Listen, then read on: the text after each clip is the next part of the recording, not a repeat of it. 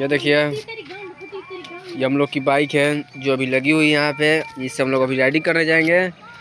और ये हमारे छक्का स्टार हमारे गाड़ी पर जाने बैठने चुके हैं। देखिए छक्का स्टार बैठ चुके हैं गाड़ी पे। बैठिए जी बैठिए। हाँ।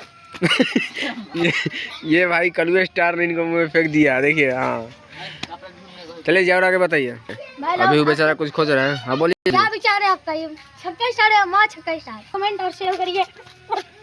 हमारे कलुए स्टार जा रहे हैं, छक्का स्टार गाड़ी पहुँच रहे हैं। चलिए बने से पूछिए जी। देखिए ये देखिए कैसे कैसे करते हैं ये लोग। वो मम्मी आ रही है छक्का स्टार की। पीछे देखिए ना, पीछे देखिए बहुत तो देखिए। और देखिए सामान सॉरी पहुंचा दे कितना। हट जाओ। कहां बदल वो सामान हमको दिक्कत नहीं है।